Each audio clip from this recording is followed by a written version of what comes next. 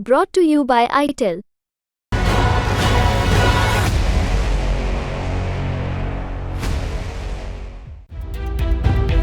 नमस्कार, स्वागत है आपका क्राइम तक पर। मैं हूं आपके साथ मनीषा झा। आप देख रहे हैं वर्ल्ड क्राइम बुलेटिन। सबसे पहले बात मलेशिया की करेंगे, जहां सालाना कार्यक्रम की प्रैक्टिस चल रही थी और इसी दौरान 2 हेलीकॉप्टर आसमान में एक दूसरे से भिड़ गए। हादसे में 10 लोगों की जान चली गई है। मलेशिया की रॉयल मलेशियाई नेवी का ये सालाना कार्यक्रम था, जिसका रिहर्सल किया जा रहा था।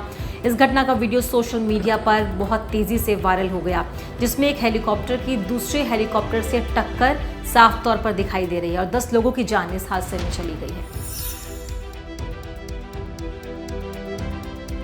और अब बात करेंगे ताइवान की। ताइवान में एक ही रात में भूकंप के 80 झटके लोगों ने महसूस किए। मात्र 20 दिन गुजरे थे जब इससे पहले भूकंप ने ताइवान में तबाही मचाई थी और इसके महज कुछ ही दिनों बाद देखिए फिर से जो स्थिति है वो वैसी ही हो गई है। 80 भूकंप के झटके महसूस किए गए और सबसे शक्तिशाली भूकंप 6.3 तीव्रता का बताया जा रहा है। 3 अप्रैल को जो भूकंप हुआ था उसमें जो कुछ इमारतें क्षतिग्रस्त हुई थी, अब वो इमारतें हैं एक तरफ झुकने लगी हैं, यानी कि बहुत बड़ा नुकसान अब ताइवान के लोगों को फिर से उठाना पड़ रहा है।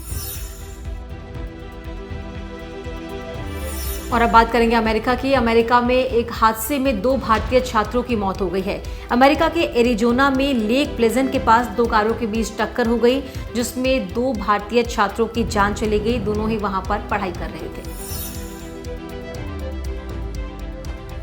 और अब बात करेंगे चीन की। चीन इस समय बाढ़ के संकट से जूझ रहा है।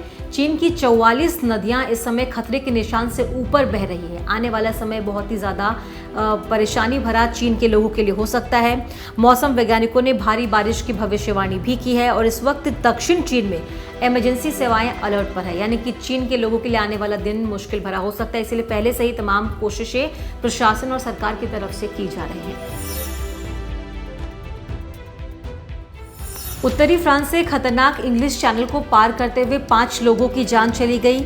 मंगलवार को 5 प्रवासी मृत पाए गए, इनमें एक बच्चा भी शामिल है। फ्रांसीसी मीडिया रिपोर्ट के मुताबिक ये दावा किया गया है कि ये समाचार ब्रिटिश प्रधानमंत्री ऋषि सुनक द्वारा कुछ प्रवासियों को एक तरफा टिकट पर रवांडा भेजने के नवीनतम प्रयास के कुछ ही घंटों बाद आया है, जिस चैनल को पार करते वक्त 5 लोगों की जान चली गई है।